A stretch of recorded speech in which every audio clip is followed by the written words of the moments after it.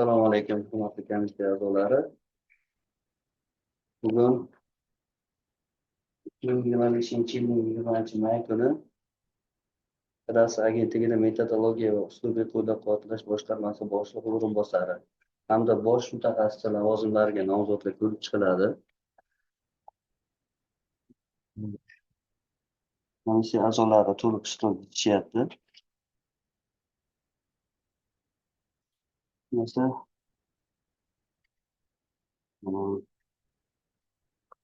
Metodologiya va uslubiy qo'llab-quvvatlash boshqarmasi boshlig'i bosh mutaxassis lavozimiga Utamuratov Akbar Nurullayevich tashrif buyurganda, Utamuratov Akbar Nurullayevich 1976-yilda Navoiy viloyati Nurota tumanida tug'ilgan. 2004-yilda Toshkent moliya institutini buxgalteriya hisob va audit yo'nalishi bo'yicha tamomlagan. Bugungi kunda Uchtepa tuman hokimiyati hokim yordamchisi, Katta Qa'na mahalla fuqarolar yig'inida tadbirkorlikni rivojlantirish, aholi bandligini ta'minlash va kambag'allikni qisqartirish masalalari bo'yicha hokim yordamchisi lavozimida ishlab kelmoqdalar. Marhamat, berilgan savollarga javob berishingiz mumkin.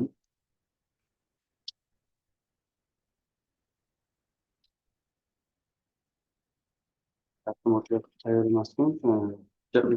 Javob ko'rishda aytishingiz bo'ladi. Akbar aka, bizning savol. Agentlik o'zi qachon qayta tashkil topgan? Qaysi hujjatga asosan? Agentlik 2022-yil o'zini faoliyatini muhtaram prezidentimiz yangi qarorlariga asosan Iqtisodiyot va moliya vazirligi boshlig'i kadastr agentligiga aylantirib yangi faoliyatini boshladi. Oddiy soliq qo'mitasi. Adashmayapsizmi? Sanasida adashayotgan bo'lishi mumkin. Sanasida ham, yilida ham, hujjatida ham qayta tashkil topgan so'rag'on. Oldin bilsangiz, Davlerga kadastr davlat qo'mitasi bo'ladi. O'sha qo'yda transformatsiya bo'lib, qaytadan agentlik tashkil topdi. Davlat Inter korxonasi. Yo'q, davlat Inter korxonasi o'sha tuzilmani ichida bo'lgan. Hop, qaysi hujjatga asosan qayta transformatsiya bo'ldi? Sanasi, raqami, qanaqa hujjatga?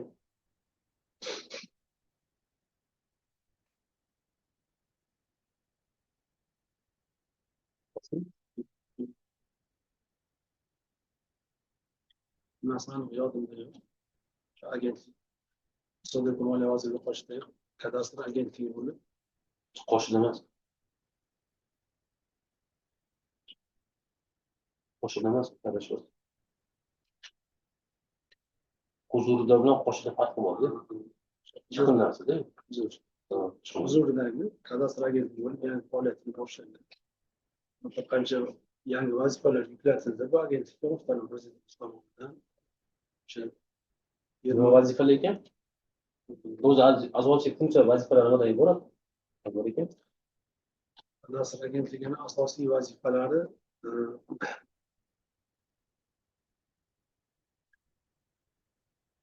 jismoniy shaxslarga, yuridik shaxslarga turar joy va noturar joylarni hujjatlashtirish, ya'ni egallik huquqini berishni, uni qonunlashtirish vazifasi ularning asosiy vazifasiga kiradi. Masalan, o'sha davlat ro'yxatidan o'tkazish, ularga o'sha kadastr raqamlarini berish, masalan, o'sha Kadastr agentligi kadastr raqam beradimi? kadastr agentligining asosiy xizmat vazifalariga umuman joylardagi o'sha kadastr faoliyati bilan shug'ullanadigan tashkilotlar ustidan umumiy nazorat vazifasini bajaradi. Birinchi navbatda o'sha quyi filiallarni, quyi tashkilotlarni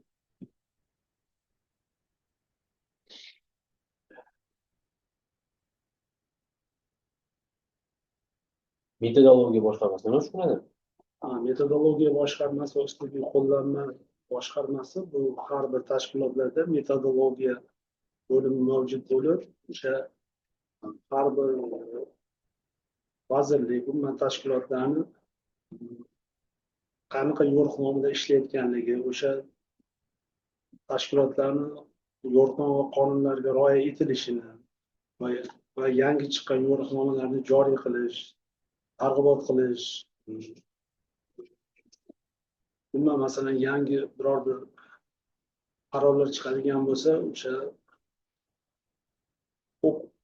o'quv seminarlari tashkil qilish, shu kabi ishlarni tashkil qiladi.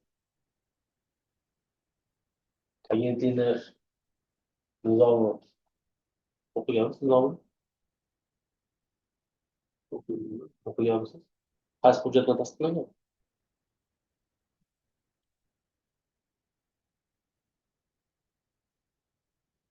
Nizom albatta Adliya vazirligi tomonidan. Kechirib qo'yasiz. Adliya vazirligining aloqasi yo'q. Adliya vazirligi Vazirlar Mahkamasi qarorlar tasdiqlangan. Adliya vazirligida registratsiya o'tgan bu anaqa emas.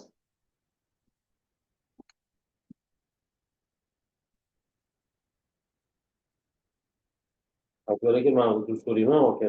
Hali film shunaqa nima deydi, betga choparoq aka. Umuman tayyorgarligingiz bo'lib o'tdi aka. Men bilmayman aka nimaga tayyorgarlik qilganingizni aka, lekin eng oddiy sodda narsani demayotganingizga o'zi Argus tartibi o'sha xodim kelib o'tirganda elektron savol chiqardi.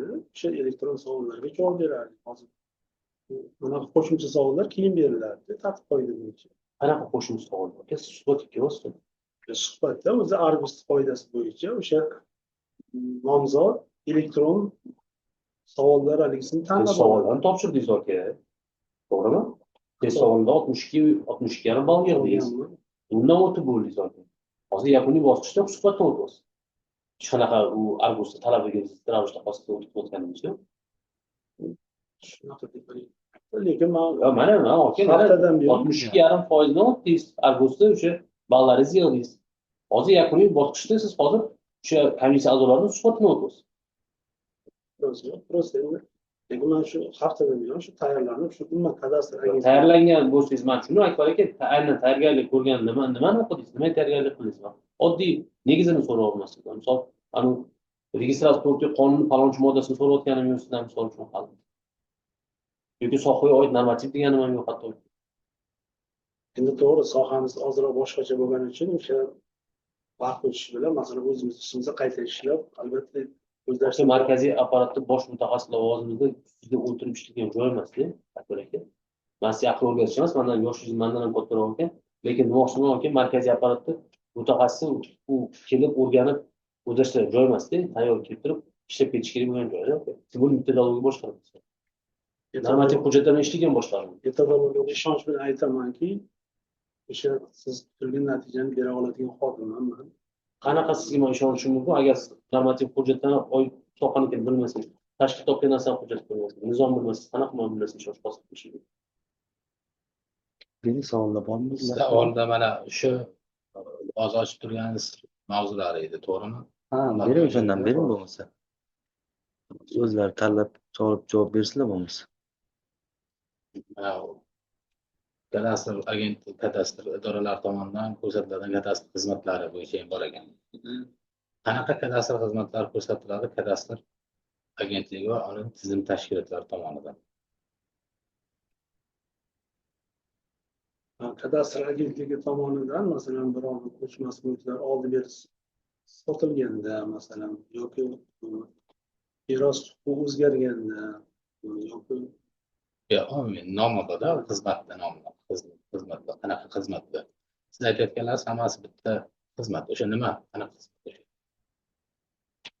Nima qiladi? Mana olsoqda bo'ldi, egasi o'zgardi, meros qoldirdi, nimadir bo'ldi.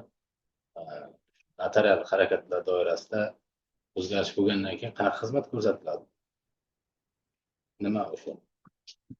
kadastr yangilab beradi Hammasi kadastr yangilanadi. Xizmat bo'ladi. Ko'chmas mulkka bo'lgan huquqlarni davlat ro'yxatidan o'tkazish degan. Ya'ni huquqda eski egasi nomidan yangi mulklar nomiga o'tkaziladi. Bu xizmat qanaqa ko'rsatiladi? Muddati qanaqa? bugungi kunda hozir yagona darcha orqali yo'lga qo'yilgan bo'lib 3 kun ish kunidan arizalar yagona darchadan qabul qilinib kadastr agentligiga elektron tarzda yuboriladi. Shu kadastr agentligi tomonidan javob borgandan keyin yagona darcha orqali shu hujjatga javob berish. Albatta bu yerda xizmat haqlari to'lanadi. O'sha kastalarga qora o'zini o'sha arizasini berish. Birinchidan faqat davlat xizmatlari markazi Yo'q, orqali fuqaroni emas, o'zi ham o'zini ona aydisi bilan elektron pul uyda o'tirgan holda bo'lishi ham mumkin. ariza berish Ikkinchisi ish huquqiga kunida emas, ikki ish kunida ko'rib chiqiladi. Mulkka bo'lgan huquqlarni davlat ro'yxatdan o'tkazishda xizmati. Yana qanaqa xizmatlar bor? bundan tashqari masalan jismoniy shaxs mulklarini noturar joyga o'tkazish xizmatlari bilan Turarda noturarga o'tkazish xizmati, toifasini o'zgartirish. Toifasini o'zgartirish bu kadastrda xizmat turiga kirmaydi. Yana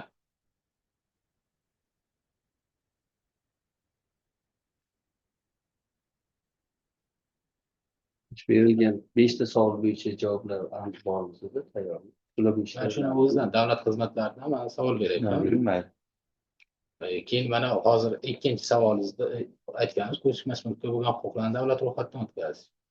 Birinchi turgani ham xizmat. Ko'chmas mulklarni kadastr yig'ma-jilddan tayyorlash va kadastr pasportini berish. Bu ham bitta xizmat.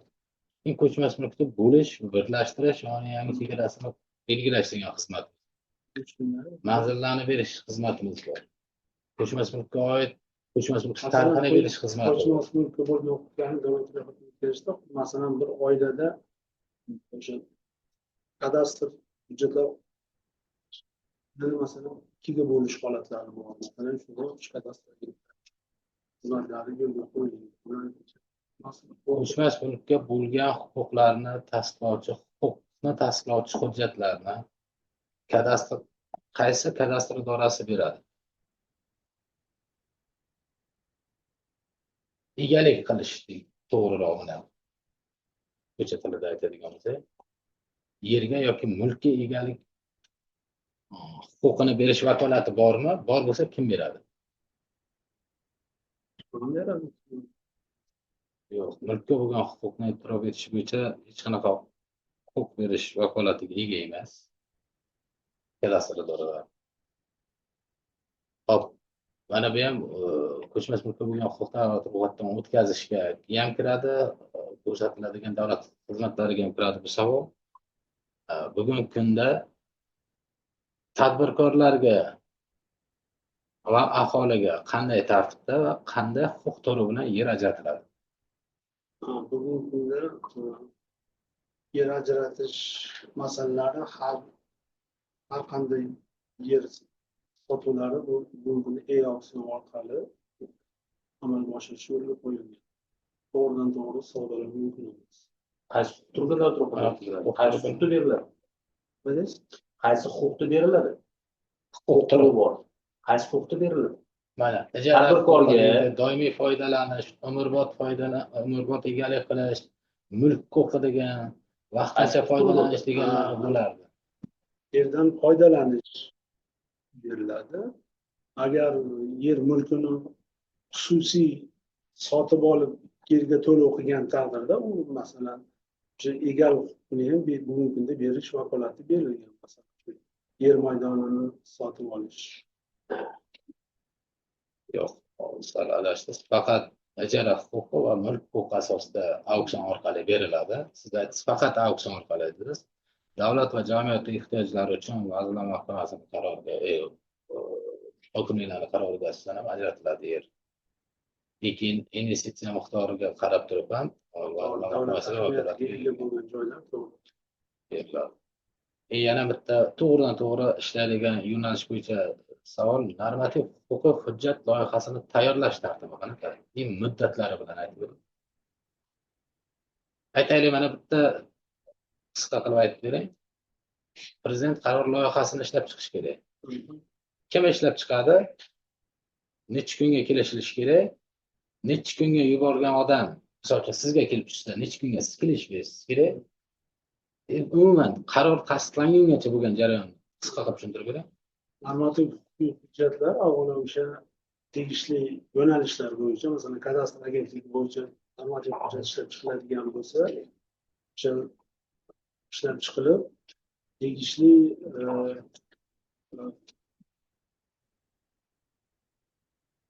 ma'lum muddat muhokamadan o'tiladi. Keyin o'sha buni Qayerda muhokamadan o'tiladi? masalan agar davlat ahamiyatiga ega bo'ladigan normativ hujjatlar ishlab chiqiladigan bo'lsa, xalqdan masalan gazetada o'sha loyihasi taqdim qilingandan keyin ma'lum muddat xalq muhokamasidan o'tgandan keyin o'sha tuman Oliy Majlis deputatlari ham ko'rib chiqadi va undan keyingina o'sha tegishli Vazirlar Mahkamasiga kiritilgandan keyin imzolanadi. Albatta vaqt taqozo etadi. Aniq tartiblari bor. O'sha uchun muddatlari bilan aytganda. Birinchidan, prezident qarori deputatlar tomonidan ko'rib chiqiladi. Yo'q, men immuniy prezident qarori. Men prezident savolni aytdim, men oddiy qilib tushuntiraman-da. Prezident qarorini ishlab chiqishda nazarda tutdi. Hop, qaysi normativ hujjat deputatlar tomonidan ko'rib chiqiladi?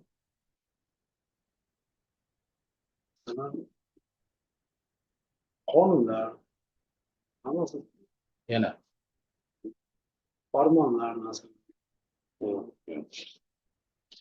Hop, mayli, sizga ishlab chiqmadingiz. Mana shu metodologiya boshqarmasiga aytaylik, boshqa vazirlik idoradan yana aytaman qisqa qilib, Vazirlar Mahkamasining qaror loyihasi sizga ko'rib chiqish uchun keldi. Necha muddatda ko'rib chiqiladi tartibi bo'yicha? Ko'rib chiqib, taklif bo'lsa taklif, e'tiroz bo'lsa e'tiroz, yoki bo'lmasa taklif e'tiroz yo'qlaydi bo'lsa, xulosani necha kun ichida ko'rish yo'q. Rahmat, savolim yo'q. O'ylagan hech kimda yo'q.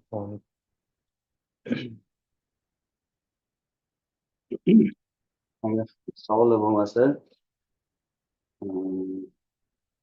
Muhammad Akbar aka, komissiya a'zolari tomonidan berilgan savollarga e'tiroz bormi yo'qmi? O'zi bo'lmasa, siz bilan suhbat yakunlangan deb hisoblaymiz. Suhbat natijasini vakansiya Argos platformasi orqali ma'lum qilamiz. Tamam.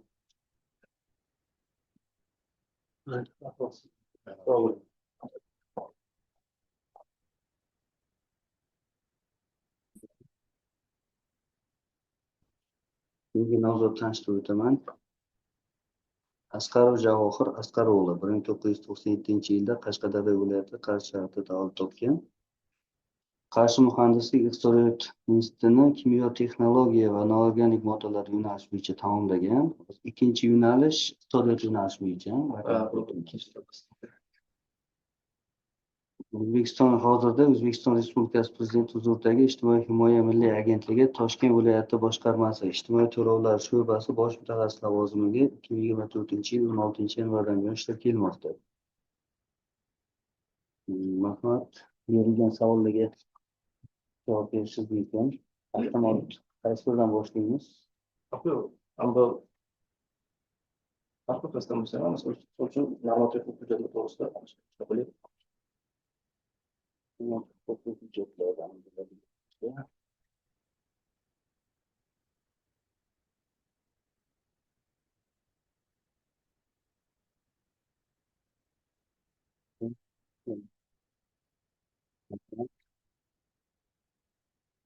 O'tkazish o'zida yo'q.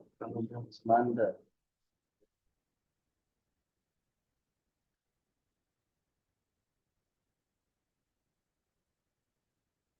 Ketaveramon.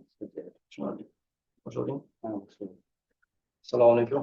Birinchi slaydimiz normativ huquqiy hujjatlarni loyihalashtirish, qabul qilish va ularni qabul qilish bo'yicha kelishish to'g'risida bu normativ huquqiy hujjatlarni tayyorlash, kelishish, qabul qilish to'g'risidagi tartibni O'zbekiston Respublikasi 682-sonli qonunda belgilab berilgan. Buni tartibi O'zbekiston Respublikasini normativ huquqiy hujjatlar qabul qilishga huquqli organ bu O'zbekiston Respublikasi Prezidenti, Vazirlar Mahkamasi, Oliy Majlis Qonunchilik palatalari, mahalliy davlat hokimiyati organlari, vazirlik va idoralar normativ huquqiy hujjat qabul qilish huquqiga ega bo'ladilar.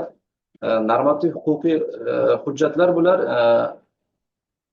ikki xil deb olsak, misol uchun qonun hujjatlari va qonun osti hujjatlari deyishimiz mumkin. Qonun hujjatlariga O'zbekiston Respublikasining Konstitutsiyasi, qonunlar va Oliy Majlis palatalarining qarorlari bular qonunchilik hujjatlari hisoblanadi.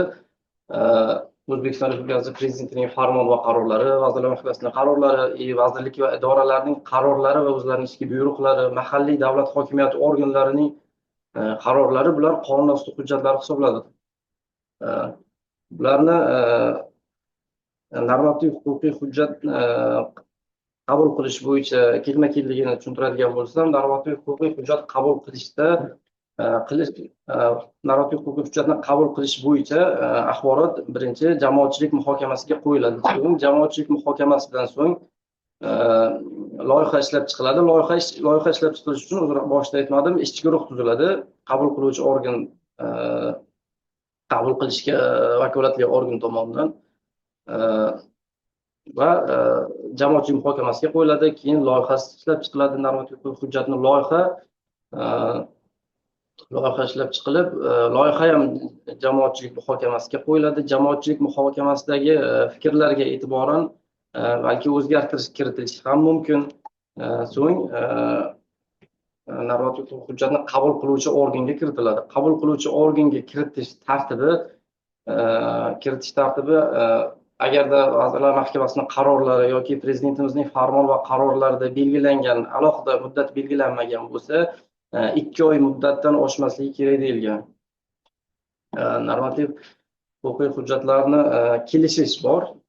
Keyin kelishishda o'sha qabul qilinadigan normativ huquqiy hujjatga bilan manfaatdor bo'lgan vazirlik va idoralar bilan kelishiladi. Bunda vazirlik va idoralarning birinchi rahbarlari, alohida holatlarda birinchi o'rinbosarlari ham bo'lishi mumkin. Bular viza qo'yib, shu o'rtada kelishuv bo'ladi.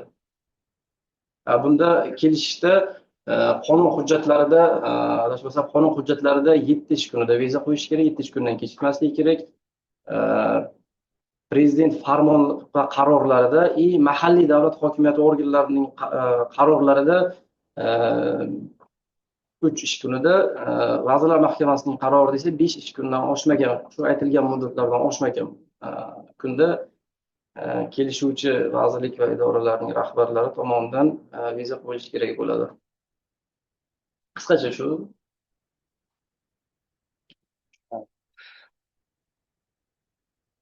Siz boya bir narsa aytishni mana bo'yicha savol bilan berib o'tay, prezentatsiya bo'yicha. Loyiha ishlab chiqishdan avval ham e'lon qiladi deyapsiz, loyiha ishlab chiqilgandan keyin ham jamoatchilikka e'lon beradi deyapsiz. Ishlab chiqilmasdan avval nimani e'lon beradi? Loyiha ishlab chiqilmasdan avval loyiha ishlab chiqilish to'g'risida axborot berilar ekan. Shu jamoatchilik muhokamasiga qo'yilar ekan. Shu ham ishlab chiqilishdan oldin ham, so'ng loyiha ishlab chiqilgandan keyin ham loyiha jamoatchilik muhokamasiga qo'yiladi. Mana shu qaror shunaqa.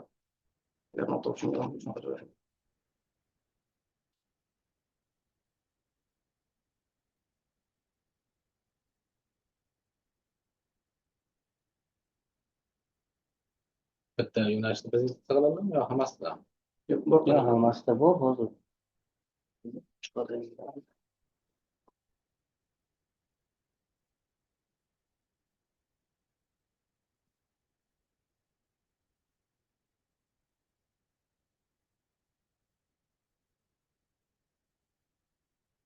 Qaysi mavzu?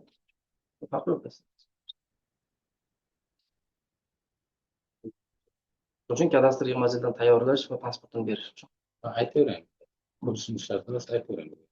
Aytavering. Kadastr yig'majildlarini tayyorlash, uning pasportini berish bu slaydimizda, prezentatsiyamizda kadastr yig'majildini tayyorlashda tartibi to'g'risida ma'lumot keltirilgan prezentatsiyamizda. Buni tartibi kadastr yig'majildini tayyorlash uchun jismoniy yoki yuridik shaxslar yoki ularning ishonchli vakili tomonidan davlat kadastrlari palatalarining tuman shahar filiallariga davlat xizmatlari markazlari orqali yoki yagona interaktiv davlat xizmatlari portali orqali ariza berishlari mumkin. Bu ariza kelib tushgandan, ariza berilgandan so'ng ushbu ariza davlat kadastrlar palatalarining tuman shahar filiallarini orqasida axborot tizimida ko'ringandan keyin arizalar reyestrga kiritiladi. So'ng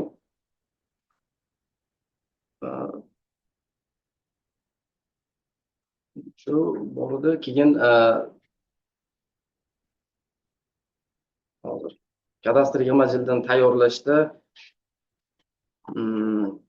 hozir qisqacha shu edi. So'ng pasportini berish haqida gapiradigan bo'lsam, pasportini, kadastr yig'ma jildini pasportini berishda kadastr yig'ma jildi pasportini berish bu kadastr o'sha ko'chmas mulk obyektini ko'chmas mulk obyektiga bog'liq kadastr anaqa necha kunda berilishi pasporti adashtirib olmoqdir. Agarda ko'p kvartirali xonadonlardagi kvartirada bo'ladigan bo'lsa 3 ish kunida beriladi. Qilib agarda alohida yer uchastkasi hovli bo'ladigan bo'lsa bunda 5 kunda beriladi. Agarda yer uchastkalari deydigan bo'lsa yer uchastkalarida bu kvadrat metrga bog'liq bo'ladi. Qancha necha ish kunda tayyor bo'lishi kadastr pasportini. Agarda yer uchastkalarida adashadigan bo'lmasam 100 kvadrat metrgacha bo'ladigan bo'lsa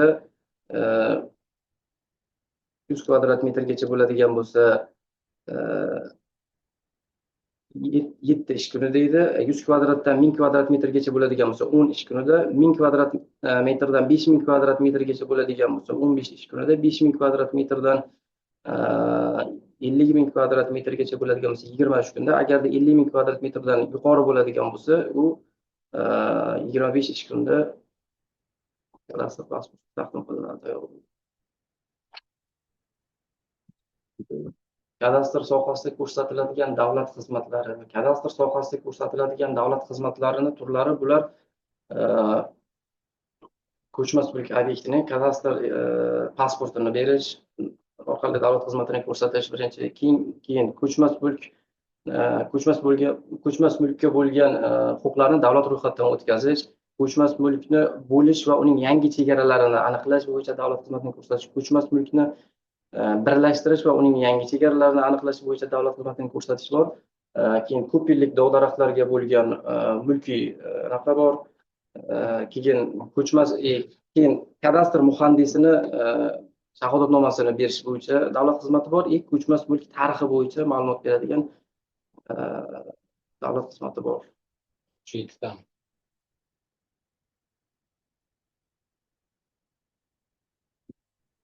To'g'risi mana shu bitta shu qaror bilan tanishgandim. Shu 535 sonli qarorda mana shu ikkita berilgandi. Agarda ikkitasini tartibi belgilangan bo'lishi mumkin. Aslida belgilangan. Reglament arizа berish, xizmat ko'rsatish reglament. Aslida ikkita kadastr xizmati bor. Hop aytdingiz mana ko'chmas mulkni bo'lish, uni yangi chegarasini belgilash, ko'chmas mulkni birlashtirish va ya'ni chegarasini belgilash xizmati. Shu xizmat necha ish kunida ko'rib chiqiladi? Bo'lish va ajratish hozir. Hop, ko'chmas mulkka bo'lgan huquqlarni davlat ro'yxatidan o'tkazish xizmatini ko'rsatish muddati. 5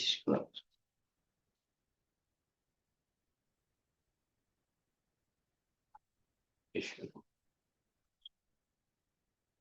Ko'chmas mulkka bo'lgan huquqlarni davlat ro'yxatidan o'tkazish tartibi qaysi normativ hujjatda belgilangan? Davlat ro'yxatidan o'tkazish tartibi bu 803-sonli qonunda belgilangan, O'zbekiston Gazet qonunida. Kadastr yig'ma jildini tayyorlash tartibicha. Kadastr yig'ma jildini tayyorlash tartibi bu 682-sonli Vazirlar Mahkamasining qarori belgilangan. Endi umumiy yo'nalishda savol o'tadigan bo'lsa, faoliyat davomida normativ hujjat loyihasini ishlab chiqamiz. Yo'q. Faoliyat davomida Kadastr agentligining asosiy vazifalari nimalardan bor? Kadastr agentligining asosiy vazifalari shu umumiy aytaman, misol uchun ko'chmas mulkka bo'lgan huquqlarni davlat ro'yxatidan o'tkazishda, yer uchastkalarini, masalan, ko'chmas mulk umumiy aytadigan bo'lsam, ko'chmas mulklar buning ichida bino inshootlar bo'lishi mumkin, yer uchastkalari bo'lishi mumkin, ko'p kvartirali xonadonlar bo'lishi mumkin. Bularni kadastrni ishlab chiqish, shularning umumiy tartibini belgilab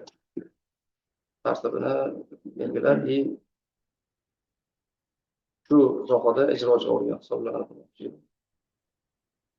Eng asosiy vazifalardan biri yerlarni o'z oshiqchalik bilan egallab qolish holatlarini aniqlash, bartaraf etish chorasi. Mulkka bo'lgan huquqlarni davlat ro'yxatidan o'tkazish bo'yicha kadastr nazoratini amalga oshiradi.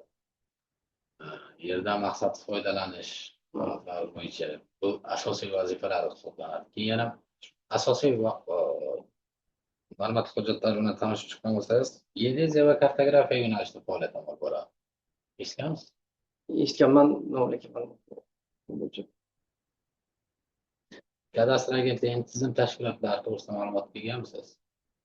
kadastr agentligining tizim tashkilotlari Qanaqa huzurida Davlat kadastrlar palatasi bo'lgan xabarim bor. Mana shu yildan Prezidentimiz farmonlariga asosan ommaviy baholash milliy markaz tashkil qilinadi degan farmon endi anaqa bo'ladi. Hozircha shu kadastr palatalari haqida borligini bilarmiz. Palata nima ish qiladi? Davlat kadastr palatasi. Davlat kadastrlar palatasi ko'chmas mulk, misol uchun hozirda ko'chmas mulklarni kadastr yig'ma jildini yig'ish haqida gapirdik, yoki pasportini berish, yokida ko'chmas mulkka bo'lgan huquqlarni davlat ro'yxatidan o'tkazish bo'yicha haqida gapirdik. Mana shu ko'rsatiladigan xizmatlar bo'yicha kadastr palatasi bu ijrochi organ hisoblanadi eng asosiy. Chunki kadastr palatasi tuman shahar filiallardagi kadastr muhandislari tomonidan muhandislari asosiy shug'ullanadigan xodimlar bilan Umuman olganda kadastr xizmatlari. aytadigan bo'lsam. Qaysi boshqarmaga nomzod tavsiya etilgan? Metodologiya va uslubiy qo'llab-quvvatlash boshqarmasida bosh mutaxassis. Boshqarmani asosiy faoliyati, ya'ni vazifasi nimadan iborat? Nima ish qiladi o'zi o'tagan boshqarmangiz? Boshqarmani asosiy vazifasi hozir birinchi prezentatsiyamizga bog'liq. Misol uchun normativ huquqiy hujjatlarni loyihalarni ishlab chiqish, qabul qiluvchi organga kiritish, kelishish tipi mana shu shunga bog'liq. Umumiy aytadigan bo'lsam, normativ huquqiy hujjatlarni ishlaydigan boshqarma. Ularni ijrosi. Kadastr degani nima degan o'zi? So'zli lug'at ma'nosini bilmayman. Bu so'z.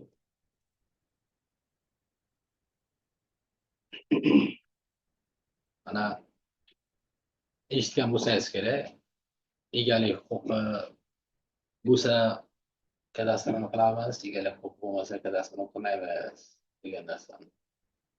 Ya'ni siz ko'cha tilida tushuntiradigan bo'lsa, bir mulkingiz bo'lsa, mulkingizda siz foydalanish uchun egaligingiz hujjat bo'lishi kerak. Shu egalik hujjatini berish vakolati kadastr idoralarida mavjudmi? Mavjud bo'lsa, qaysi tashkilot qiladi? Egalik Berish. birinchi qarang, mana bunaqa narsada egalik huquqi bo'lgandagina qonun bo'yicha davlat ko'chmas mulkka bo'lgan huquqlarini 803-sonli qonun bo'yicha o'shanda aytilganda, agarda ko'chmas mulkka bo'lgan davlat huquqi bo'ladigan bo'lsa, o'shandagina kadastr yig'ma jild tayyorlanishi mumkin. Bunga asosan Men savolni qisqa berdim. Egalik huquqini e'tirof etish yoki egalik hujjatini berish vakolati bor bo'lsa, qaysi idorasi beradi?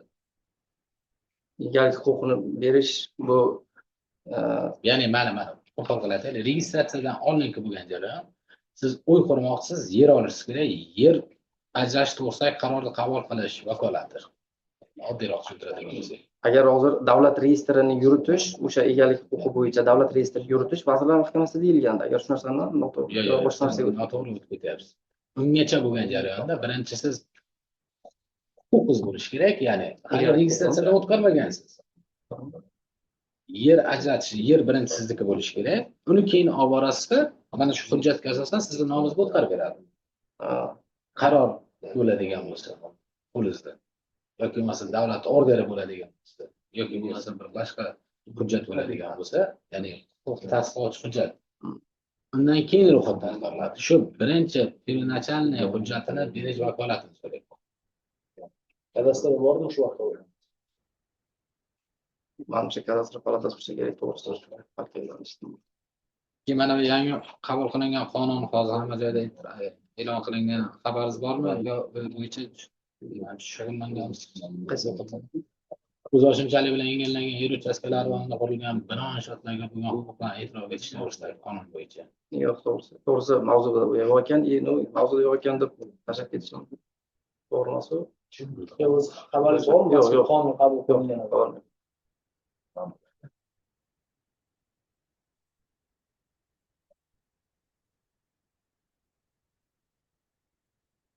Yo'q, savollar bo'lsa marhamat. Pedagogika boshqarmasiga Ha, qaysi lavozim? mutaxassis. Bosh mutaxassis. Qonunchilik texnikasi degani nima shu?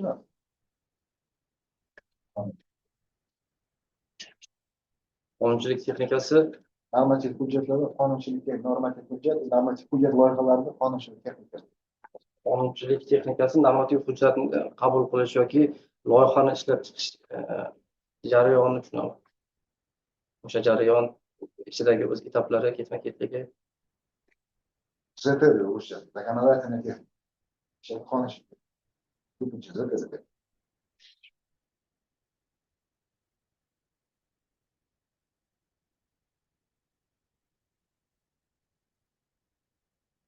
Hech kimni savoli yo'qmi?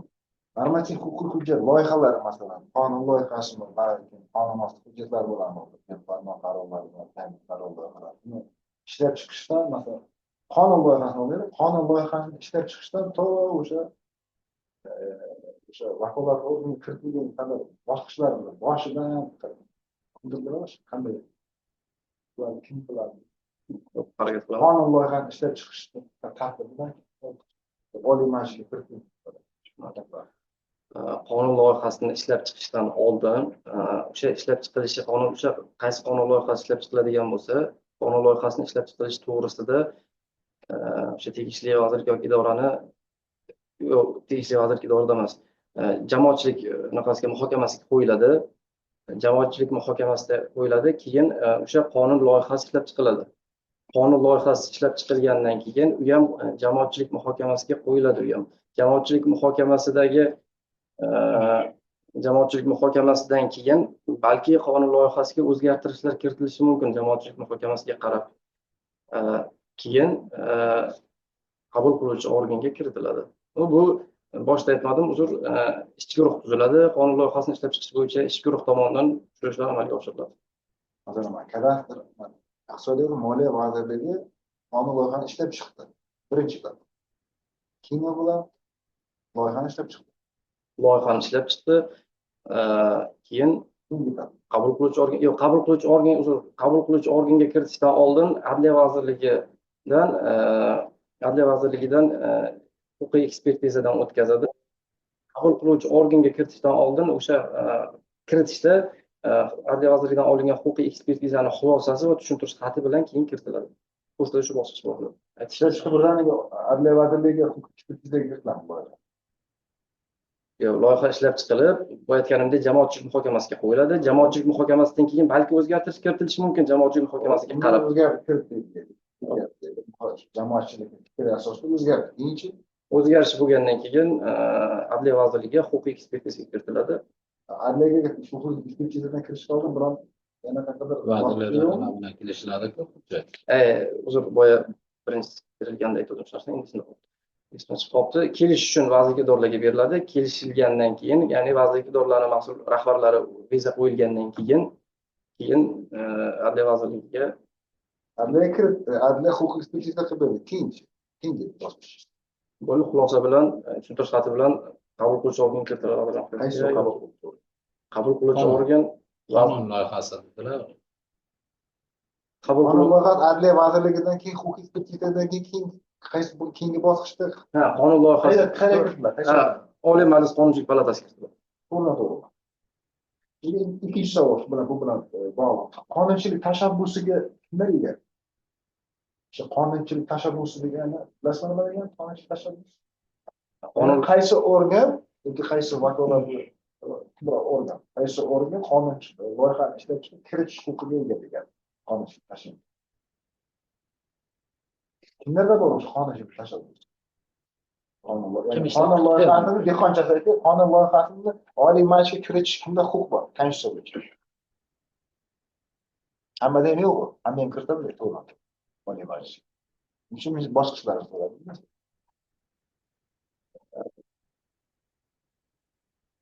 maxsus vakolatli organ deyilganda qarorda aynan bitta Bittasi prokuratura, bittasi Oliy sud, bittasi Konstitutsiya sudi. Vazirlar Mahkamasi. Ya'ni bunaqada iqtisodiyot va moliya vazirligida qonunchilik tashabbusiga ega emas. Masalan, bosh prokuror qonun loyihasini chiqarishga to'g'ridan-to'g'ri kabinetga kiritmaydi. Vazirlar Mahkamasiga to'g'ri Oliy Majlisga kiritadi. Vazirlar Mahkamasiga qanday qonunchilik tashabbusi bor. Oliy sud raisini xuddi shunaqa. Vazirlar Mahkamasiga bizlar iqtisodiyot tarkibda iqtisodiyot moliya vazirligi qonunchilik tashabbusi bo'lmagani uchun bu loyihani Vazirlar Mahkamasiga kiritadi. Vazirlar Mahkamasi bosqichlari bor, o'z ishga ko'rib aylantirib qo'ygan keyin Vazirlar Mahkamasi Oliy Majlisdan. yana kimda bor qonunchilik tashabbusi? Bilasizmi bular? Bilsak ayting. Yo'q. Bu boshqa savol. Savol yo'q, ha? Bo'lmasa Asqarov Javohir. Komissiya a'zolari bergan savollarga e'tirozlar bormi, yo'qmi? E'tirozlar bo'lmasa siz bilan suhbat yakunlangan deb hisoblaymiz. Suhbat natijasini vakansiya biz platformasi orqali ma'lum qilamiz. Assalomu alaykum. Rahmat.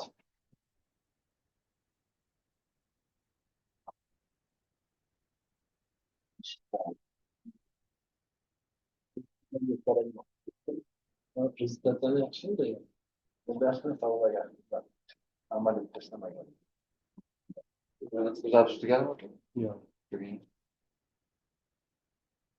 Qonun qabul qilib 2021 yil 20-aprelda qonunning asosiy maqsadi shu qonun loyihasini ishlab chiqish, hujjatlar tushunchasi, turlari, shu hujjatlarning o'zaro yuridik kuchga nisbatan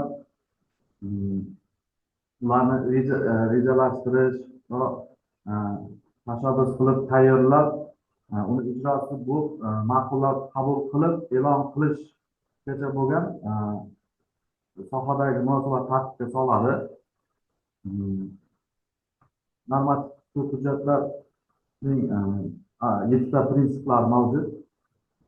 Prinsiplari konstitutsiyaviylik, qonuniylik, ilmiylik, oshkoralik, jismoniy yuridik shaxslarning huquqlari hamda qonuniy manfaatlari, jamiyat va davlat manfaatlarini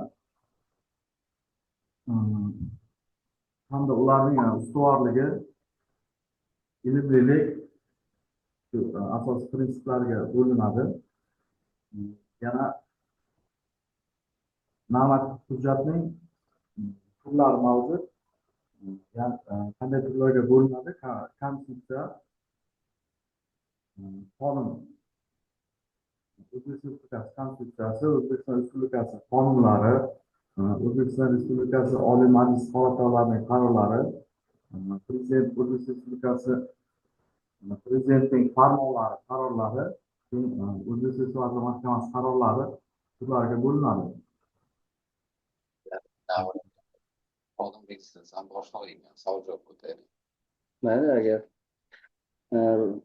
bo'lmasa savol javob qismiga o'tamiz. A'zolar tomonidan savollar beriladi. Marhamat, kimda savollar bor? Normativ huquqiy hujjat degani nima tushunasiz?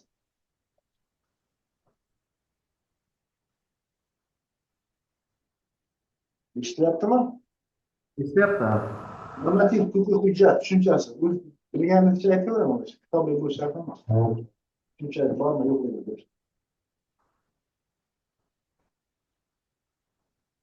Metodologiya boshqarmasi tomonidan ishlab chiqilgan loyihalar tasdiqlangandan keyin normativ huquqiy hujjatga aylanadi.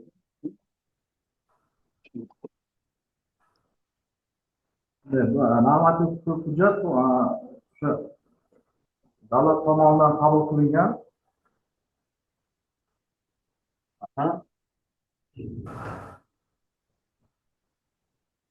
qonun, qoida, qarorlar,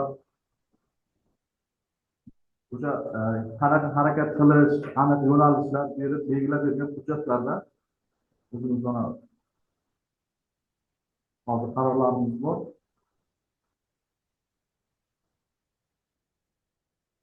Mumkin huquqiy hujjat deganda umum majburiy tusga ega bo'lgan davlat ko'rsatmasi sifatida huquqlarni belgilovchi, o'zgartiruvchi, bekor qiluvchiga qaratilgan hujjat. Ya'ni umum majburiy bo'ladi hamma. Fuqaro bo'ladimi, norezident bo'ladimi, o'sha hamma umum majburiy. Davlat ko'rsatmasi.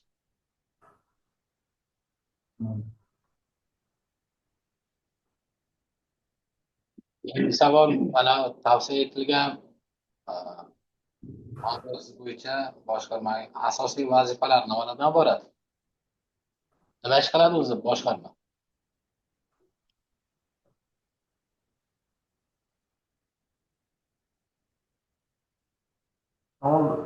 Savol qarab kelsa boshqa. Tavsiya etilgan nomzod boshqarmangizda asosiy vazifasi nimalardan iborat? Ishga kirmoqchi bo'lgan boshqarma vazifalari nima bo'ladi? Kadastr agentligi Shu hozir metodologiya boshqarmasini qo'pol qilyapti. metodologiya boshqarmasi shu kadastr agentligiga oid takliflar, qonunlar, qarorlar berayotganlarni tahlil qilib, o'rganib, agar haqiqatan sohaga asos kerak bo'ladigan bo'lsa, unumdorlik berayotgan bo'lsa, takliflarni tahlilab kelishildi qilib nimaga kirgizadi-da, vazirlikka. Loyiha tayyorlaydi, hujjatlar, qonun, qarorlar.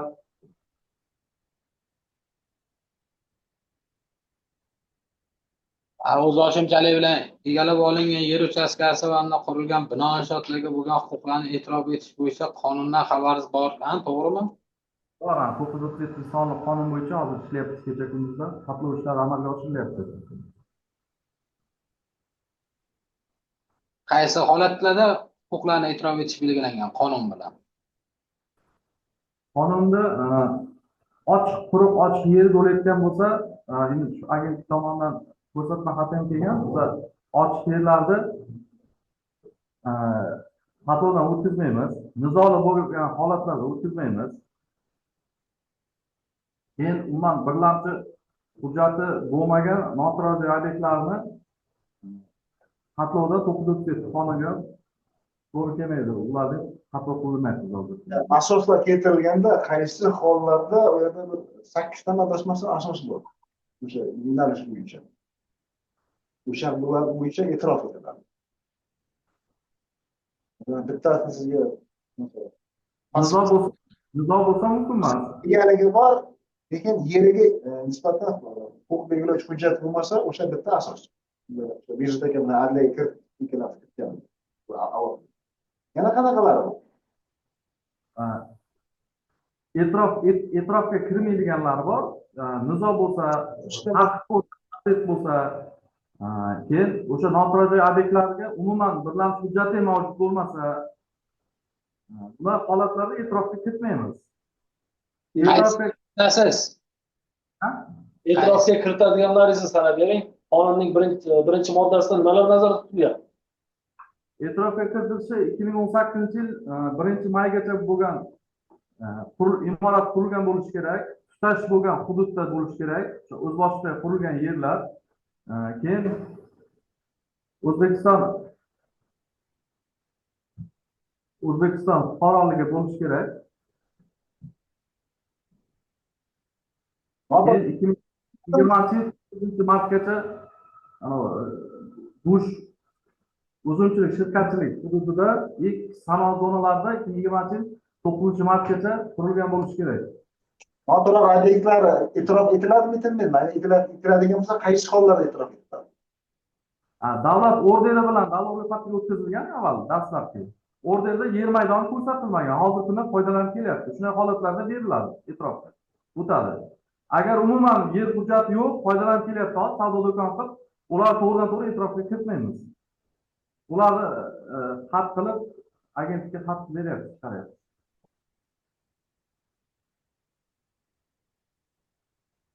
Qarang, savol. Yer o'zboshimchalik bilan egallanmagan, lekin yerda ustidan turgan binosi to'liq o'zboshimchalik bilan qurilgan bino. Shu holatda e'tirofga kiritiladimi, kiritilmaydi? Yo'q, yerga huquq bo'lib, yer davlat ro'yxati o'tgan bo'lsa, binosi e'tirofga tushmaydi, uni ya'ni noqonuniy qurilish deb jarimaga tortiladi. 2018dan keyin qurilgan bo'lsa, 18dan keyin qurilgan bo'lsa, yo'q, umuman yerga bo'lgan davlat ro'yxati o'tgan yerga asos bo'lsa, ustida qurilgan bino inshootlar noqonuniy qurilma bo'lib hisoblanadi-da, 1937ga tushmaydi. Mazkur 937-sonli qonunda qabul qilinishiga nima zarurat bo'ladi o'zi? Zarurat Nima qonunda? Zarurat mana 460 sonli qaror qabul qilingandi. 468 sonli qarorga asosan juda ko'p obyektlar muddati 1 yil bo'lgani uchun ob'yom, ish hajmi ko'p, ulgurmay qolib ketgan fuqarolar soni juda ham ko'payib ketdi-da. Uni taqdirini yechishga hech qanaqa boshqa varianti ham qolmadi. Chunki hokimlik, mahalliy hokimliklardan vakolat olib qo'ygan. Hozirgi kunda qaror chiqara olmaydi. Shu umumiy xalq hamma takliflardan kelib chiqib, anchani shu qaror ishlab chiqish loyihasi taklif berildi. Yechim bo'lmagan uchun. keyin tizimda ishlaysiz, shuning uchun savolim kadastr agentligi tizimini tashkilotlarini aytib bering. Tashkilotlari Qaysi tashkilotlar kiradi kadastr agentligi tarkibidagi? Davlat kadastr palatasi, Aha. Aerogeodeziya, keyin G-Infocom, innovatsiya nimasi, DUK. Abdushukur Abduhamid rahbarligida bor. Innovatsiya Markazi. Innovatsiya markazi. Yaratish. Hozir avval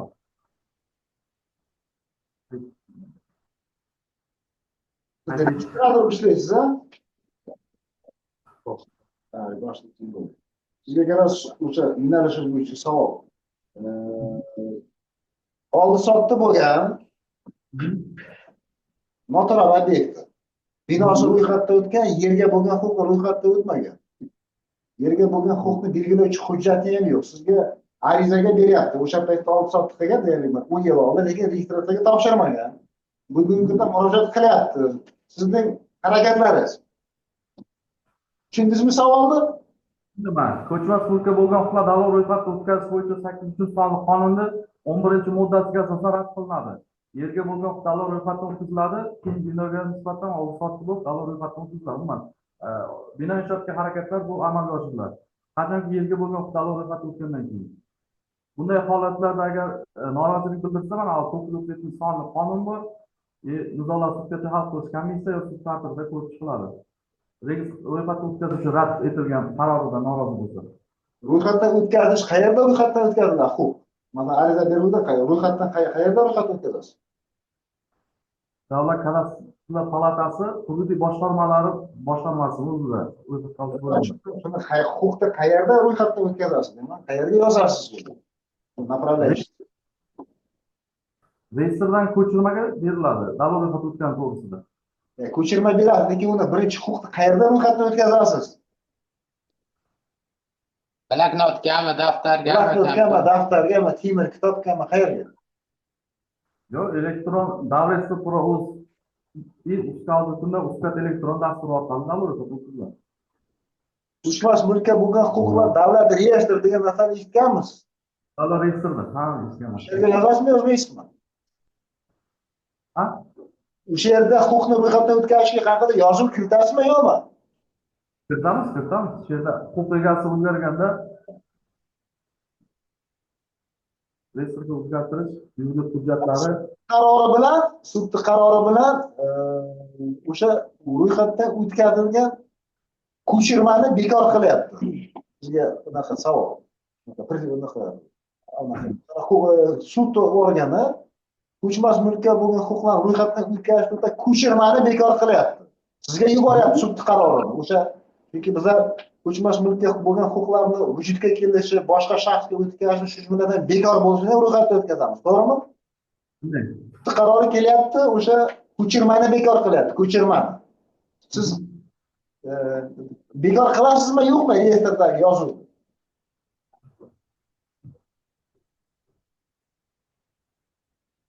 Sud qarori kelsa reyestrda ko'chirmani bekor qilamiz. Faqat reyestrda ro'yxatdan o'tgan reyestrdagi Qanaqa shaklda amalga oshiriladi? Ha?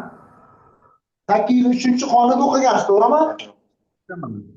Chunki siz har kuni o'qiysiz. Masalan, tergovchini kitobida birinchi jinoyat kodeksi tursa, sizda 803-qonun turishi kerak. Har kuni qarasangiz kerak, qarashingiz kerak. Chunki amaliyotda o'sha registratsiya qilish qanday shaklda amalga oshiriladi? Shunda bilmasangiz, sizga aytaman, o'sha davlat reyestriga yozuv kiritish orqali huquq ro'yxatdan o'tadi, to'g'rimi? Sizga hozir aytdim, misol keltirdim, sud organi ko'chirmani bekor qilyapti. Siz o'sha reyestrdagi yozuvni bekor qilasizmi yo'qmi? Yana sizga osonlashtirib beryapman. Направляющий savol beryapman. reyestrda yozuvni bekor qilamiz. Sud qarori bilan. Tushuntirib bering, izohlab bering, bir marta tushunmayapman. Boshqacha aytganda, ko'chirma nimaga asosan beriladi, ko'chirma? Ko'chirma shu mulkda bo'lgan huquqlar ro'yxatdan o'tkazilganda reyestrdan ko'chirma taqdim qilinadi. Ya'ni reyestrdagi yozuvni tasdiqlashsiz bilan fuqaroga reyestr to'g'ri bermaysiz-ku, yana chunki 8 millionta obyektdan undan ko'p obyektdan ro'yxatdan ko'chirma yozuv bor, to'g'rimi? O'sha yozuvni tasdiqlaydigan narsa bu ko'chirma. Bu nomi bilan shunaqa ko'chirma degan, kopiya degan. Sud organi ko'chirmani bekor qilyapti. Reyestrdagi yozuvni bekor qilmayapti. Ko'chirmani bekor qilyapti. Ya'ni soddaroq tushuntiryapman. Men leytenantman. Meni komandirim kelyapti, pagonimni yutib tashyapti. Lekin ichki ishlar vazirining menga leytenant unvonini berish haqida buyruqni bekor qilmayapti. Faqat pagonimni yutib tashyapti.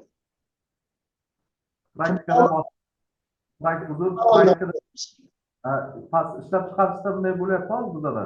Sud nizolat bekor qilsa, reyestrda yozuvni bekor qila olmaysiz. Chunki agar sud organi anaqa qilish kerak. O'sha reyestrdagi ko'chirma emas, reyestrdagi yozuv bekor qilinsa, yana siz reyestrdagi yozuvni bekor qila olasiz. Ko'chirma bekor bo'lsa, ko'chirma bekor ketadi. Reyestrda yozuvni bekor qila olmaysiz. Hozir amaliyotning ichida o'shani tushunadi. Ko'chirmani bekor qilgan bo'lsa, ko'chirma bekor bo'laveradi. Lekin reyestrdagi yozuvni bekor qilishga asos bo'lmaydi, chunki u sudni xatosi. Bizlarda oshmaylimi ozroq tushuncham bersam. Bizlarda hozir mana turar joylarda hozir davr tizimida faoliyat ketyapti. Sud bekor qilgan reyestrni bekor qilib chiqarilsin deb pochta orqali yuboradi sud qarorini. Sud qarorini biza davr reyestrida o'ziga kirib, davr reyestrdan ko'chirma bekor bo'ladi. Ko'chmas mulk ko'chirma bo'lmaydi, baraka topgan. Ko'chmas mulk adresda foydalanuvchi bo'lib ro'yxatdan o'tgan qismi bekor bo'ladi-da, foydalanuvchi o'chmaydi, bekor bo'lmaydi, tizimda turadi.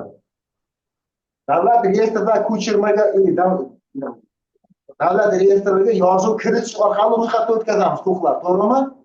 O'sha davlat reyestridagi yozuv kiritish orqali huquq ro'yxatdan o'tganligini tasdiqlovchi bizga ko'chirma beramiz, to'g'rimi? Ko'chirma bilan davlat reyestridagi yozuv har xil narsa. Adashtirmanglar, baraka topinglar. Chunki amaliyotda shunaqa xato ko'p bo'lyapti. To'g'ri. Chunki agar sud qarorida haqiqatan reyestrdagi yozuv bekor qilinsa yoki o'sha huquq bekor qilinsin desa, unda anaqa qo'ydi. Lekin ko'chirmani bekor qilsa, reyestrda yozuvni bekor qilish asos bo'lmaydi.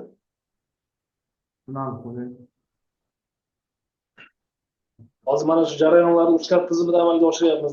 UCSCAT tizimi qanaqa tizim o'zi? Uzcard tizimi ko'chmas obyektlarga bo'lgan huquqlarni davlat reyestri hamda ko'chmas obyektlar haqida ma'lumotlarni yuritiladigan davlat tomonidan kafolatlanadigan yagona axborot tizimi. Hozirgi kunda to'liq migratsiya jarayoni, xatlov jarayonlari to'liq Uzcardda yuritilyapti.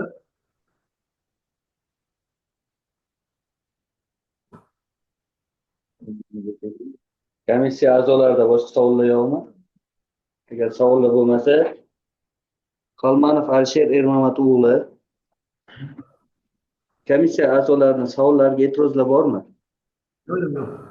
Agar e'tirozlar bo'lmasa, siz bilan suhbat yakunlangan deb hisoblaymiz. Suhbat natijasini Vakansiy Argos platformasi orqali javob beramiz. Salomat bo'ling.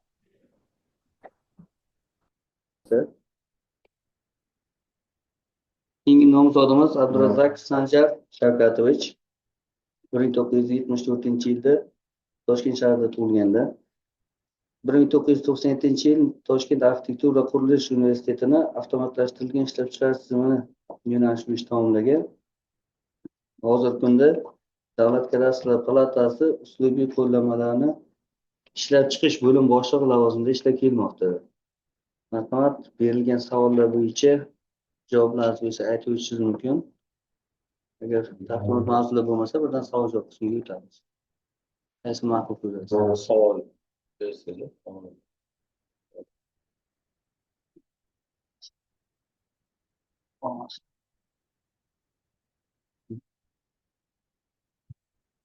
Savol javob qismiga o'tamiz. Marhamat, savollar bo'lsa berishingiz mumkin.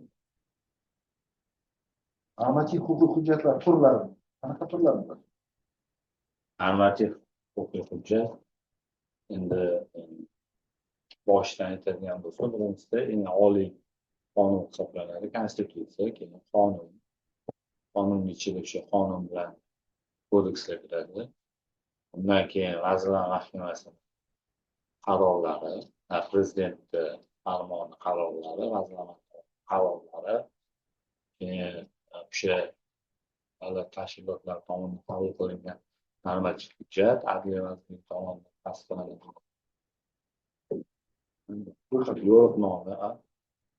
Yo'riqnomalar, ko'rsatmalar, nizomlar, tartiblar, ma'muriy reglamentlar, Qaror buyruqlar. qaror va buyruqlar. Buyruq bilan tasdiqlanadi, adliya tomonidan ro'yxatdan o'tkaziladi, u normativ. Idoraviy normativ huquqiy hujjatlar qachondan boshlab kuchga kiradi? Idoraviy normativ huquqlar agar belgilanmagan bo'lsa, o'sha adliya tomonidan ro'yxatdan o'tkazilgan kunni ertasiga kuchga kiradi. Agar belgilangan bo'lsa, masalan, qonun, xuddi boshqa fuqarolarga taalluqli bo'lsa, u 3 oydan keyin kuchga kiradi. Ishlab chiqarilgan normativ huquqiy hujjat loyihasiga nimalar ilova qilinadi? Ishlab chiqariladigan normativ huquqiy hujjatga o'sha taklif etilayotgan masala bo'yicha tahliliy ma'lumotlar bo'lishi kerak. Tahliliy ma'lumotlardan tashqari, masalan, международный xorij tajribasi, endi u asosan shu qonunga taalluqli, lekin anaqada asosan o'sha tahlil qilingan ma'lumotlar. Ya'ni o'sha yo'nalish bo'yicha keyin agar o'zgartirish kiritadigan bo'lsa, taqqoslama jadval bo'lishi kerak. Ya'ni o'sha o'zgartirish kiritishda asoslantirilgan ma'lumotlar bilan birga yana o'sha tushuntirish xati bo'ladi. Agar o'sha loyihaga yana bir ilova sifatida bekor qilinadigan normativ huquqiy hujjatlar bo'lsa, unda nima qilinadi? Bekor qilinadigan normativ huquqiy hujjat beriladigan bo'lsa, unga anaqa nima deydi? Tahliliy ma'lumotlar shart emas. Jadval alohida.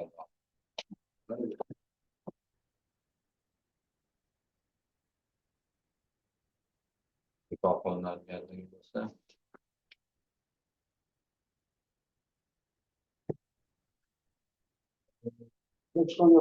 normativ huquqiy hujjat loyihasini jamoatchilik muhokamasiga joylashtirgandan keyin necha kunda muhokamaga muddati qancha? muhokama muddati Oynaki qiyosiy jadval. muhokama endi man bilaman masalan tegishli tashkilotlar bilan qilsa u 3 kundan 7 kungacha bo'ladi. Jamoatchilik Jamoatchilikda bir oy. Jamoatchilik ya'ni aholi ko'radi, aholi ko'rib Bravo. loyihani taklif e'tirof berish mumkin. Bir oy. 15 kun. 15 kun. Qonun loyihasini ishlab chiqishdan to o'sha oliy majlisga kiritilgan qadar boshqa ishlarni sanab bering. Hop, birinchi o'sha qonun ishlab chiqaruvchi ijodkor, qonun ijodkori bo'lsa, u o'sha qonunni yozgandan keyin uni tegishli o'sha yo'nalishda tegishli bo'lgan tashkilotlar bilan kelishiladi. Kelgan tashkilotlar bilan kelishilgandan keyin Adliya vazirligiga chiqariladi. Adliya vazirligidan keyin Vazirlar Mahkamasiga kiritiladi. Vazirlar Mahkamasidan keyin o'sha Oliy Majlis palatasiga kiritiladi. Palata ko'rgandan keyin endi birinchi o'qish, ikkinchi o'qish bo'ladi, keyin Senatga chiqariladi. Senat tasdiqlagandan yana kelishgandan keyin Prezidentga kiritiladi. Qonunchilik palatasi qonun loyihasini nima qiladi, Senat nima qiladi? Ko'rib chiqish natijasida Qonunchilik palatasi bor. Birinchi qonunchilik oliy majlis qonunchilik palatasi bilan qonunchilik palatasi bo'lgandan keyin Senat bo'ladi. Qonunchilik palatasi Qonunchilik palatasi kelishadi. Senat o'sha tasdiqlaydi. Qonunchilik palatasi qonunni qabul qiladi, Senat ma'qullaydi. Qabul qiladi, keyin ma'qullaydi. Imzoga Tasdiqlash Prezidentga kiritiladi.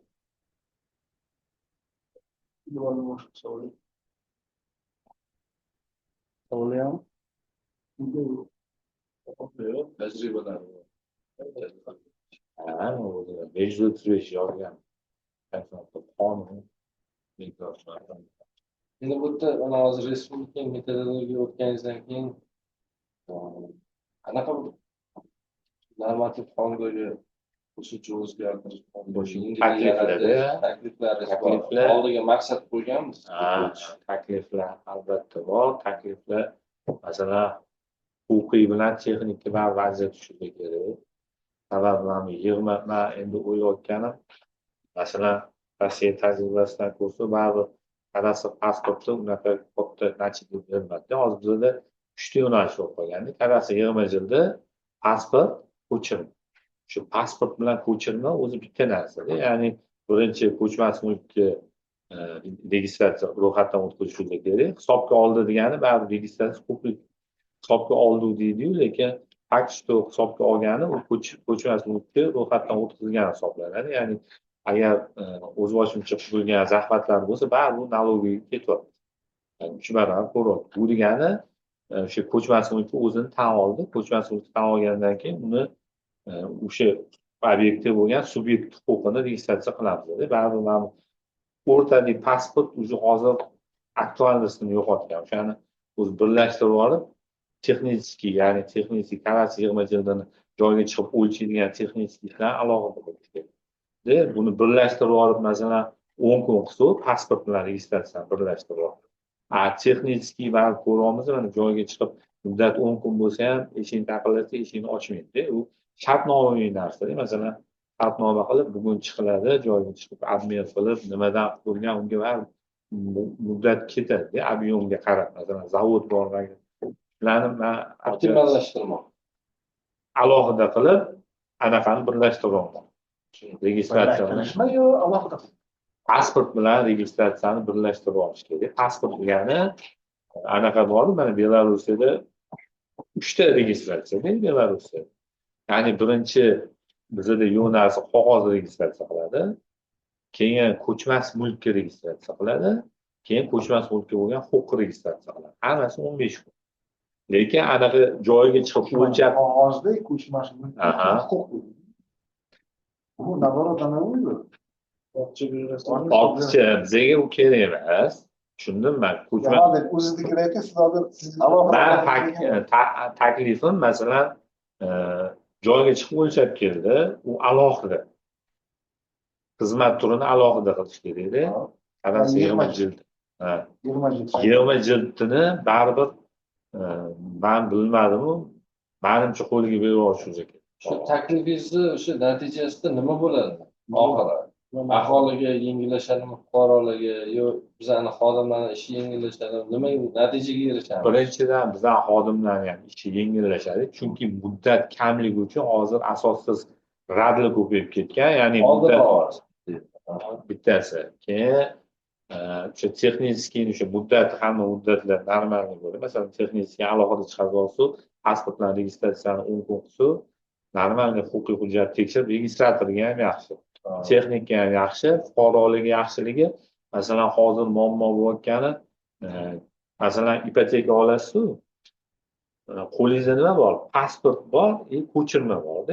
Ko'chirmada ham pasportda ham chizma yo'q. Anaqa bank ko'rmaydi xatni kreditga olayotgani. O'shanga bir xil joylarda bo'lganda banklar aytadi, chizmasini olib kelib, alohida chizmasini kopiyasini so'rashadi.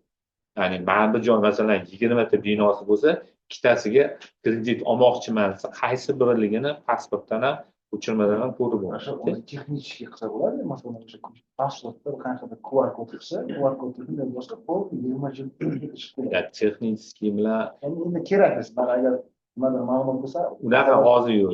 ko'chirmasi, yer uchastkasi sxemasi, pay tashkasini chiqaradi. Siz mana hozir metodologiyada anchadan beri ishlayapsizmi?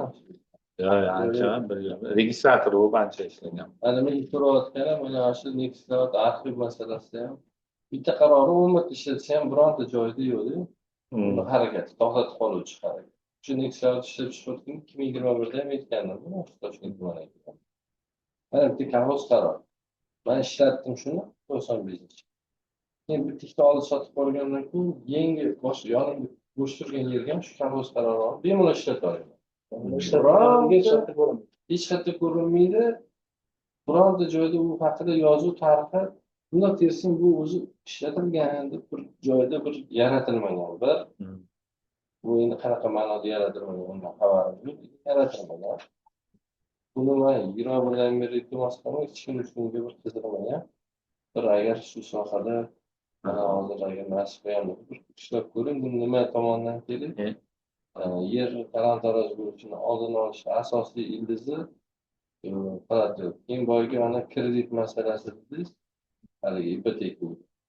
Kredit bo'yicha taqiq masalasi. Olib keladi bittami, ikkita minimal. Joyga biz ko'rdik, o'zimiz ishlayotgan tumanda. Pulni to'latmasdan ham berib yurgani bor. Pulli xizmatni tekinga qilib yurgani bor. Bironta mana shu yo'nalishda optimizatsiya qilayotgani yo'q. Shu metodologiya endi buni har xil mashaqqa lazikalariga qarshi ishlab chiqarish tashkilot hisoblanadi.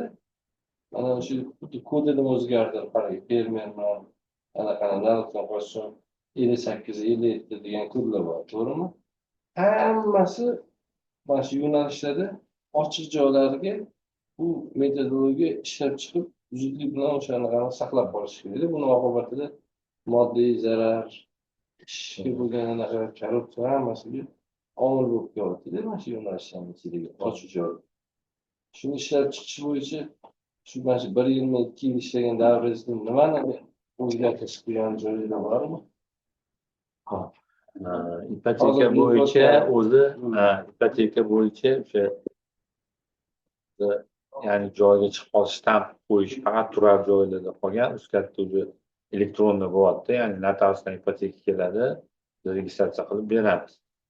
Ipotekaning ikkita yo'nalishi bor. To'lovsiz bo'layotganingiz, ya'ni qonun asosida ipoteka bor, uni bilamiz. Asosan ham kvartiralar hammasi men aytmoqchi shu yetkazilayotgan zararni oldini olishga qaratilgan metodologiya degani bu ishlarni qilib borish kerak-ku, shuning uchun yaratilgan manimcha adashmayman. nashrlar tarqatishdi. har xil harakatlarni noqonuniy oldini olib byudjetni to'liq tushishini ta'minlashda o'zini hissasini qo'shish uchun ishlab chiqarilgan yo'riqnomalar, ko'rsatmalar boshqa bu o'z xizmatini ko'rsatish kerak bo'lgan tuzilma deb o'ylayman. Ha, o'zi yo'q paytda ham boshida 2019-yildan boshlagan bo'lsa, birinchi qilgan ishim masalan 28 yildan ishlayman. Birinchi o'sha anaqani korrupsiyani yo'lini olish uchun 106 qazganmiz Diloram bilan. Anaqani 18 formani eng katta korrupsion masala o'sha edi. Ya'ni 18 forma notariusga spravka berish. Notariusga spravka berishni elektronniy qildik. Shu bilan hozir ishga tushib ketdi. Keyin go'spriyomkada ham elektronniy qilayotganda xalq dushmaniga ham tutashib qo'yishdi. Mayli, siz tajribangiz zo'r, ishonamiz. Просто endi aytmoqchi bo'lganim o'zi gap anaqasini anig'ini aytmoqchi bo'lganim o'zi metodologiyani o'zi to'g'ridan to'g'ri qilish kerak bo'lgan yo'nalishini haqida bilmoqchi edim. Ipotekani endi hozir avtomatlashtirgan, to'g'ri bizga ham kelib anaqadan kelib yetishdi. Hozir qurishni bo'layotgan ekanda. Bu degani hozir mana uskatga o'tkazsa, mana faqat turar joylar qoldi. Turar joylar uskatga o'tsa ham, ular avtomat o'zi ipoteka kredit lekin hammasi shuncha paytgacha mana shu o'tgan harakatlarim birontasi to'xtamagandi. Bironta yechim ishlab chiqilmagan, bironta mashina mexanizmi to'xtatish uchun harakatlanilmagan demoqchiman-da. Mana o'sha uchun yer nazoratni kuchaytirishda yo'qlama o'tkazadi. Aniq joylari ma'lum bo'lgandan keyin karta chizilgandan keyin uni javobgari paydo bo'ladi avtomatik.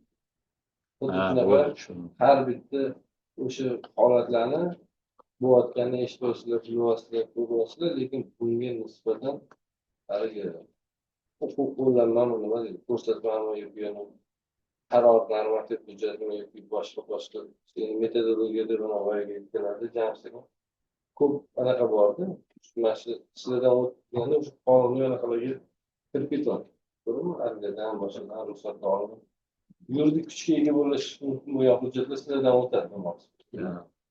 O'shanda biron bir kelajakda tavsiyamiz shularni bir anaqasini yechib borsak bu katta agentliklar hissiylarni boshqalar bo'lasizlar deb palatalar. Bu sog'liq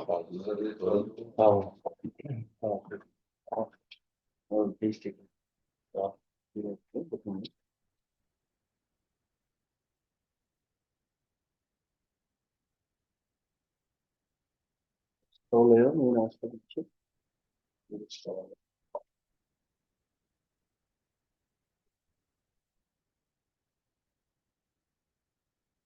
Olduğunda bir şey sanki. Savun da var mı? Yok.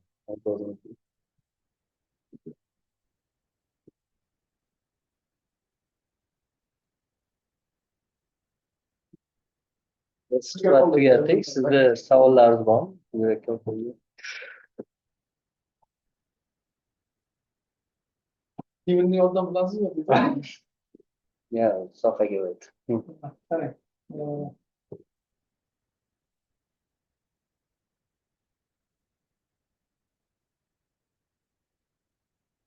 Normativ huquqiy hujjatlar bo'yicha malakangiz nimalar ishlab chiqamiz? boshida 106 ishlab chiqamiz. Ya'ni anaqa 18 formlarni elektronda qoldirib ishtirok etgan. Notariusga, adliya bilan birga farqotiga Diloram borgan. Shu taklif berganmiz endi o'ta savdo palatasi. Keyin anaqada 535 uni ishtirok keyin 389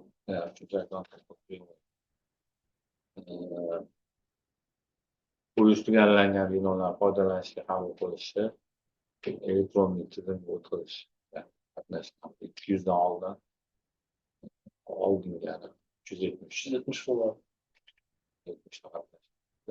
qonunda uslubga borib keladi. ichki uslubiyotlar bo'yicha ishlaysizmi? Ichki uslubiyot bo'yicha masalan ishlaganman. Shu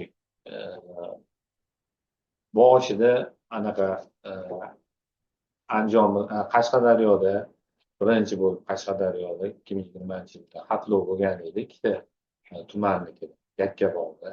O'shanda ko'rsatmani berib, nima deydi, ariza formalarni qilganimizda o'shanda ishtirok etganman. Keyin Andijonda Asaka bilan Shahrixonda bo'lganda ham ularga uslubiy kurslar, shu ichki uslubiy kurslar qanaqa etaplarini ishlab chiqqanmiz. Davlat xizmatlari markazi bilan o'shatdik, viloyat tuman. Keyin yaqinda o'sha uslubiy ko'rsatma qilganmiz. Ro'yxatdan o'tkazish registratorlar uchun, ya'ni o'sha 8-sonli qonunning 15-moddasiga asosan uslubiy ko'rsatma qildik, qoidasini qildik.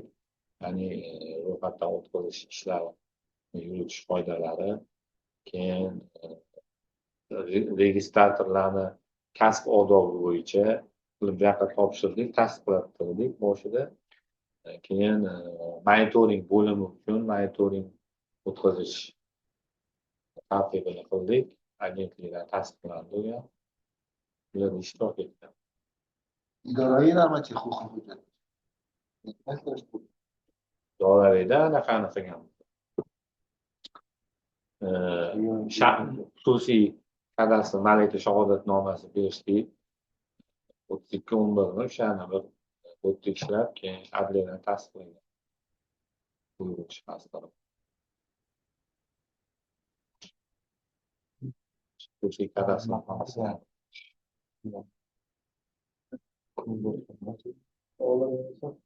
Savollar yo'qmi boshqa?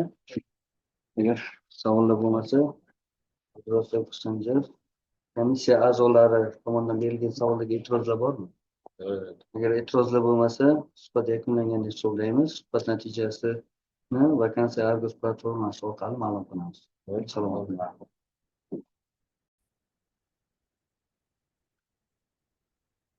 Mazkur lavozimlarga keyingi nomzodimiz Ortiq Maqsudboy Yo'ldoshboyevich 1987-yil Xorazm viloyati Bog'ot tumanida tavallud topgan. 2009-yilda Toshkent to'qimachilik va yengil sanoat instituti menejment yo'nalishi bo'yicha, 2024-yilda O'zbekiston Respublikasi Bank moliya akademiyasini davlat moliya nazorati va audit yo'nalishi bo'yicha tamomlagan.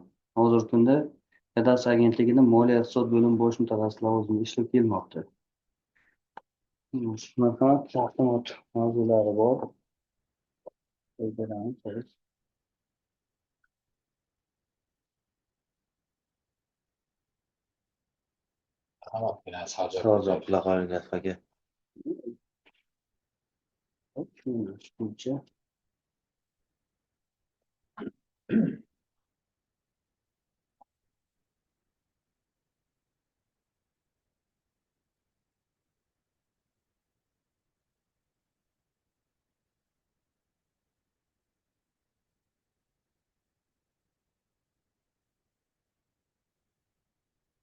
Gapirishingiz mumkin. Berilgan savollar yuzasidan qisqagina keyin savol javob qismini o'tamiz.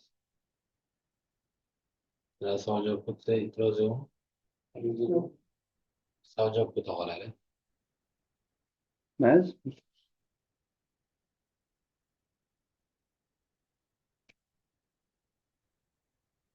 Kimda savollar bor? Maqsadda boshqarmani asosiy vazifalari bo'yicha tushunchayiz. Mana hozir o'tayotgan tavsiya etilgan boshqarma. Metodologiya boshqarmasi qonunchilikka vazirliklar tomonidan taklif qilingan qonunchiliklarni ko'rib chiqadi.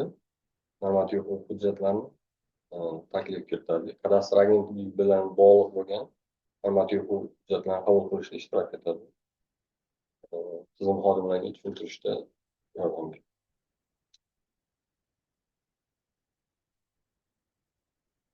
Normativ huquqiy hujjat deganda nimani tushunasiz?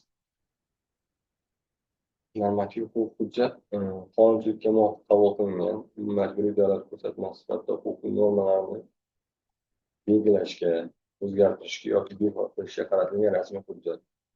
turlariga O'zbekiston Respublikasining Konstitutsiyasi, O'zbekiston Respublikasining Prezidenti, O'zbekiston Respublikasi qonunlari, O'zbekiston Respublikasi Prezidentining farmonlari va qarorlari, Vazirlar Mahkamasining qarorlari, Oliy Majlis palatalari qarorlari, vazirlik va idoralarining buyruqlari va qarorlari, mahalliy davlat hokimiyati organlarining qarorlari.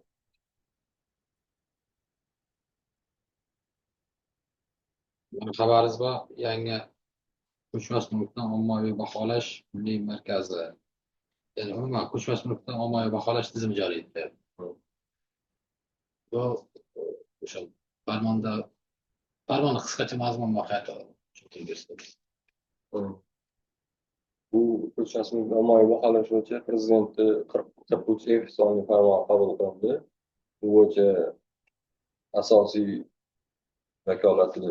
organ Iqtisodiyot va Moliya vazirligi, vakolatli organ Kadastr agentligi, nima milliy markaz etib belgilandi. O'zi farmoyish bo'yicha 7 ta shtat birligi nima qilish kerak edi? Ajratilish kerak edi Kadastr agentligida. Yozilmadi. 8 milliondan ortiq turar va noturar bo'lgan nimalarning bozor bahosiga qiymatini aniqlash, soliqqa tortish tizimini yangilash bilan qabul qilingan. Hali nizomlar qabul qilinmadi. Yo'q, u milliy markazni nimasi? Metodologiyasini baholash. Metodologiya qabul qilinmadi. Milliy markaz asosiy funksiyalari nimalar qabul qilindi? 15-may 320 son. Vazirlar Mahkamasi qarori.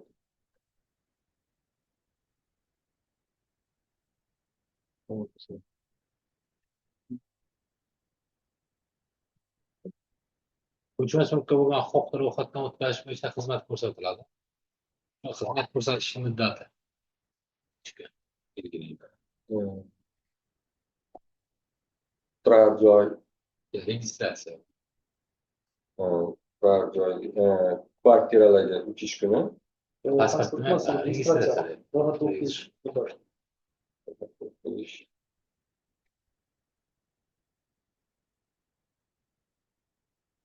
Uch kuni ichida. 24-5 avgustda 937 sonli qonun qabul qilindi.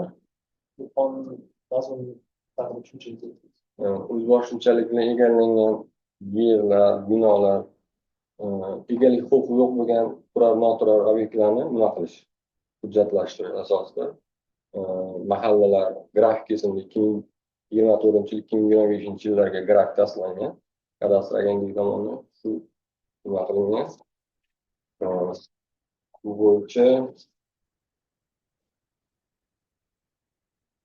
1860 ta mahallada qatlov o'tkazilib, 1000 dan oshiq ko'chasini qatlov o'tkazildi. 193 mingta UZCAD axborot tizimi faollashtirildi. 389 tasi e'tirof etildi mahalliy hokimiyat organlari tomonidan. Qisqa savol. Shu qonun bo'yicha huquqlarni e'tirof etish vakolati kimga berilgan? Huquqlarni e'tirof etish Kimni qaroriga asosan huquqlarni e'tirof etiladi? shu mahalliy hokimiyat organlarida xalq deputatlarning Kengashlar. hamma vazirliklardan oxirida ular ko'rib chiqadi.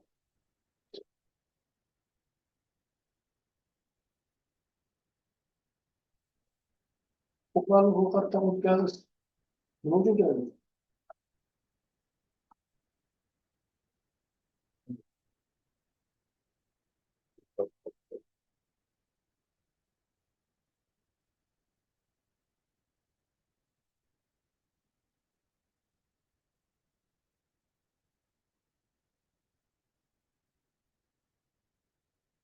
Registratsiya nima kerak? Registratsiya. Tushunadi.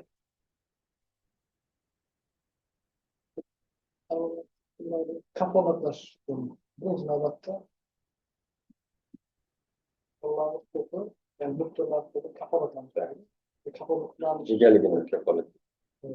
Kafolatlanish mexanizmi bu ro'yxatdan o'tkazish bo'linadi.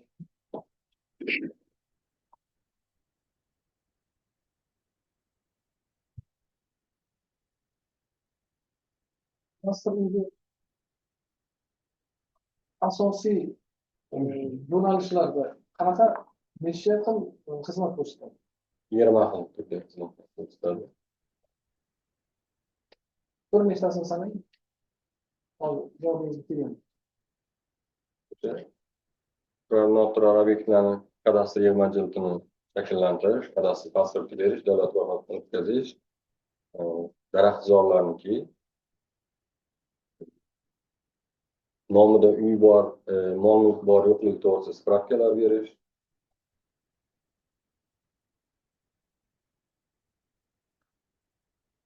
chegaralarni aniqlash, belgilash.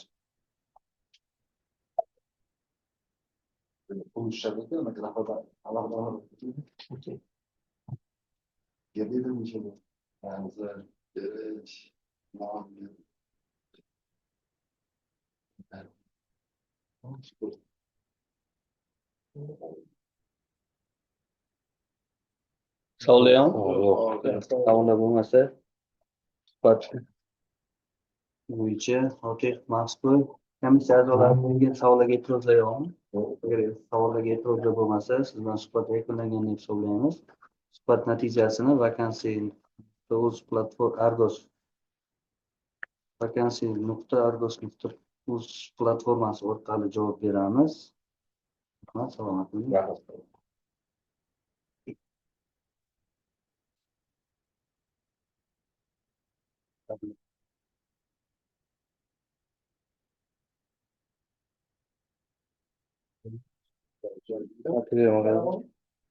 Tugadi. Yana qarash, nima kartani topib olmadi? Yo'q, yo'q. Tashabbuslarning o'tib